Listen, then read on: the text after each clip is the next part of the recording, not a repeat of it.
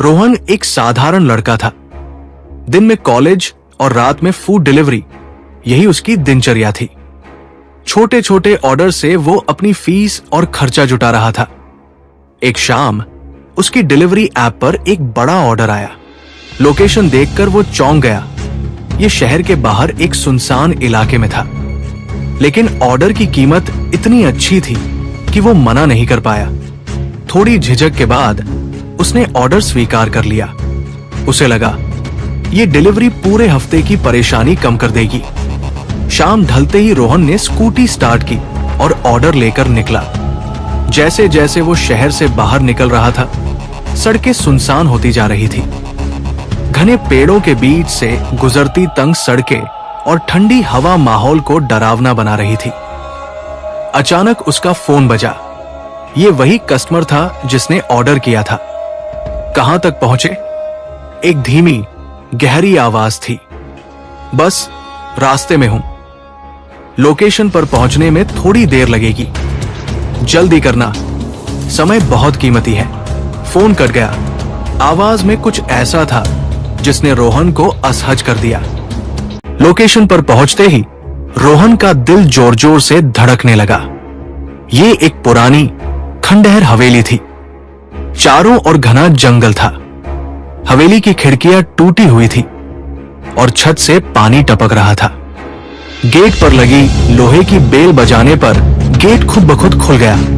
रोहन की रीढ़ में सिहरन दौड़ गई। हिचकते हुए वो अंदर गया। हवेली में अजीब सी खामोशी थी। रोहन ने आवाज लगाई, हेलो, ऑर्डर डिलीवरी।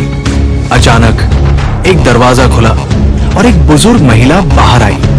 उसकी आंखें गहरी थी और आवाज कांप रही थी। तुम्हें बहुत देर हो गई, उसने धीमे से कहा।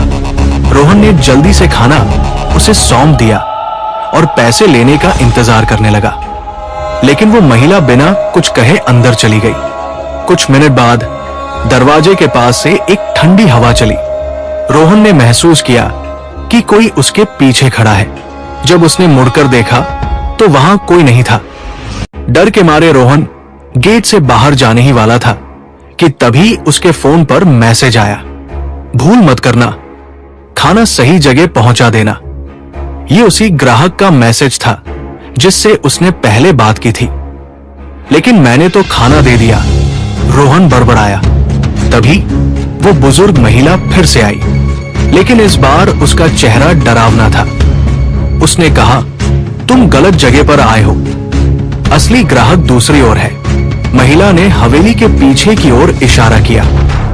हिचकते हुए रोहन हवेली के पीछे गया। वहां एक और गेट था जिसके पास एक पुराना कुआं था। कुएं के पास एक आदमी खड़ा था जिसकी पीठ रोहन की ओर थी। क्या आप वही हैं जिसने ऑर्डर किया था? रोहन ने कांपती आवाज में पूछा। आदमी धीरे धीरे मुड़ा। उसकी आंखें सफेद थी और चेहरा बेजान। बहुत देर कर दी तुमने, उसने गहरी आवाज में कहा। रोहन के पैर जैसे जम गए।